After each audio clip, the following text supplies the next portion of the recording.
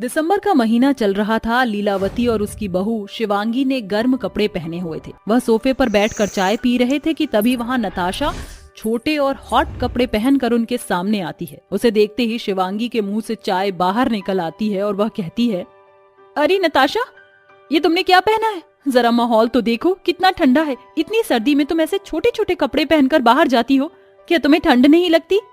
ओ God भाभी, तुम ऐसी बातें कर सकती हो? तुम तो मेरी ही उम्र की हो।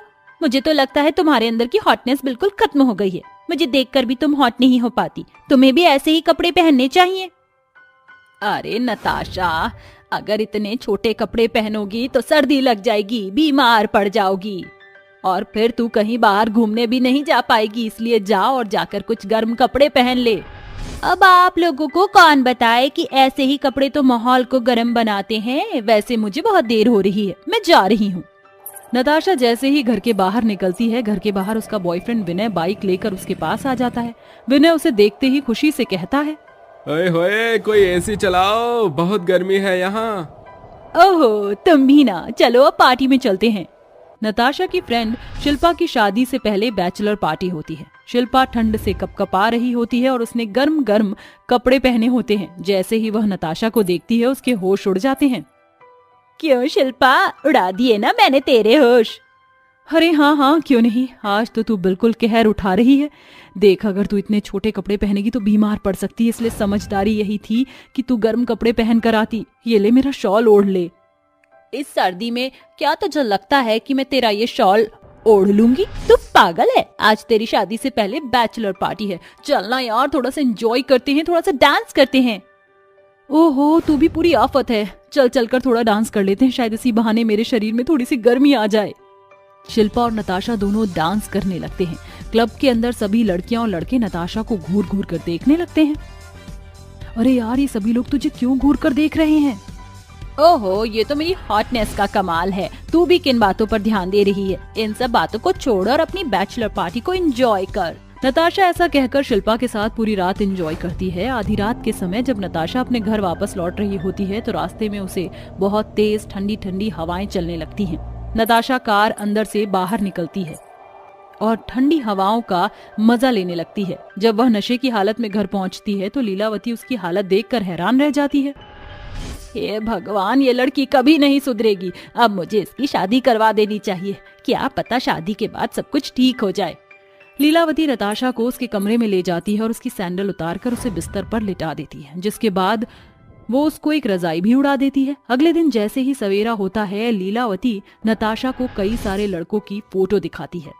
देख नताशा, तुझे जो करना है वो तू कर लियो, लेकिन ये सब तुझे अपनी शादी के बाद ही करना होगा। मैंने तेरे लिए ये लड़के देखे हैं, इनमें से कोई लड़का तुझे पसंद है तो बता दे। अरे माँ, आप मेरी शादी इतनी जल्दी क्यों करवाना चाहती हो? मैं अभी शादी के बंधन में बनने के लिए तैयार नहीं हूँ। अरे नताशा, सही समय पर अगर तुम्हारे हाथ पीले हो जाएं तो इससे अच्छा और क्या हो सकता है? माँ जी बिल्कुल सही कहती हैं। अब तुम्हारी उम्र हो गई है और तुम्हें शादी करके अपना घर बसा लेना चाहिए। शिवांगी की बात सुनकर नताशा बिना नाश्ता किए ही टेबल से उठ जाती है, जिसके बाद कलावती अपने आप ही किसी एक लड़के की फोटो पसंद करती है और उससे नताशा का रिश्ता तय कर देती है। कुछ दिनों में वह दिन भी आ जाता है जिस दिन नताशा की शादी विनय से हो जाती है। देख बेटी, अब तू पराई हो गई है, इसलिए हमारी इज्जत का ख्याल रखते हुए अपने ससुराल वालों का अच्छे से ध्यान रखना। मैं जानती हूँ कि तुम्हें मेरी बात बहुत बुरी लगेगी, लेकिन ससुराल में तहजीब के कपड़े पहन लेना। ऐसे छोटे कपड़े, मिनी स्कर्ट या मिनी टॉप पहनकर बाहर घूमोगी तो तुम्हारे ससुराल में किसी को पसंद नहीं आएगा। सबकी बातें सुनने के बाद नताशा विनय के साथ उसके घर आ जाती है। शादी के कुछ दिन तक तो वो नॉर्मल कपड़े पहनती है, लेकिन कुछ दिनों बाद ही वह छोटे छोटे मिनी स्कर्ट, मिनी टॉप और बहुत सारे अजीब तरह के कपड़े पहनना शुरू कर देती है। एक दिन उसकी सास दुर्गेश्वरी उससे कहती है, हे भगवान बहू, ये तूने क्या पहना है? अरे तुझे किसी ने इस हालत में देख लिया तो तू जानती भी है कि तेरे साथ कैसा बर्ताव करेंगे। एक तो मुझे ये समझ नहीं आ रहा कि इतनी ठंड में तुमने इतने छोटे कपड़े क्यों पहने हैं। देखो माँ जी, ये कपड़े मेरी पसंद के हैं, मुझे पसंद है इसलिए मैंने पहने हैं। अरे बहू, जरा इस ड्रेस का गला देख, ऊपर से ये कट स्लीव भी है। ऐसे कपड़े पहनकर तू घर में नहीं घूम सकती, जा जाकर कोई सूट या साड़ी पहन ले। दुर्गेश्वरी के कई बार समझाने के बाद भी नताशा उसकी एक नहीं सुनती, जिसके बाद वो वहाँ से चली जाती है। ऐसे ही शादी के 1-2 दिन और बीत जाते हैं और एक दिन नताशा शॉर्ट ड्रेस पहनकर अपने दोस्तों के साथ अपना बर्थडे सेलिब्रेट करने जा रही होती है। अरे नताशा, तुम कहाँ जा रही हो, और वो भी इतना सज धज कर? आज मैं एक हैलोवीन पार्टी में जा रही हूँ। क्या मैं अच्छी लग रही हूँ? अरे तुम तो हमेशा बहुत खूबसूरत और सुंदर लगती हो, लेकिन तुम्हें नहीं लगता कि जो कपड़े तुमने पहने हैं वो जरूरत से ज्यादा छोटे हैं? ओहो, हैलोवीन पार्टी में तो ऐसे ही कपड़े पहने जाते हैं, क्या आपको नहीं पता? और फिर मैं हॉट लड़कियों की रानी हूँ, रानी। मुझे ऐसे जरूरत से ज्यादा छोटे कपड़े पहनना बहुत पसंद है। ऊपर से मुझे ठंड भी नहीं लगती। अब तुम इसे वरदान समझ लो या फिर मेरी खुशकिस्मती। नताशा ऐसा कहकर हैलोवीन पार्टी के लिए निकल जाती है, जिसके बाद नताशा पार्टी में पहुंचकर खूब सारी आइसक्रीम और ठंडी ठंडी ड्रिंक्स पीती है और बहुत सारा डांस भी करती है। पार्टी खत्म होने के बाद नताशा आधी रात में वापस घर आने के लिए टैक्सी ढूंढ रही होती है। बहुत ही मुश्किलों के बाद उसे एक टैक्सी मिलती है। चलो भैया, मेरी हॉटनेस को कम करो और ड्राइविंग पर जरा ध्यान दो। ड्राइवर गाड़ी चलाने लगता है। जैसे ही नताशा घर के पास पहुंचने वाली होती है, गाड़ी अचानक से खराब हो जाती है। ओहो, इस गाड़ी को भी अभी खराब होना था। ये लो भैया, आपके पैसे। मेरा घर यहाँ से कुछ ही दूरी पर है, मैं खुद ही चली जाऊंगी। नताशा ठंडी ठंडी हवाओं को चीरते हुए अपने घर की तरफ जाने लगती है, लेकिन इन ठंडी हवाओं से नताशा को भी ठंड का असर महसूस होने लगता है। तभी नहले पर दहला हो जाता है। अचानक से बिजली कड़कती है और जोरदार बारिश होने लगती है।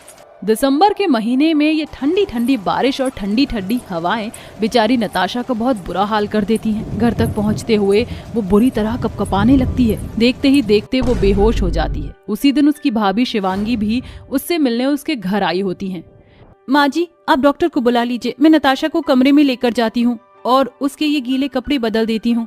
शिवांगी अपनी नंद को उसके कमरे में लेकर जाती है और उसके कपड़े चेंज कर देती है, जिसके बाद वह जल्दी से हीटर ऑन करती है और उसको रजाई भी उड़ा देती है। कुछ ही देर में विनय डॉक्टर को ले आता है, जिसके बाद डॉक्टर नताशा का चेकअप करने के बाद सबसे कहते हैं, देखिए, ठंडी ठंडी हवाएं और बारिश की वजह से इनको सर्दी लग गई है। मैंने दवाई दे दी है, कुछ दिन बाद ये बिल्कुल ठीक हो जाएंगी और अगले दिन सुबह तक इन्हें होश भी आ जाएगा। ऐसा कहकर डॉक्टर वहां से चली जाती हैं।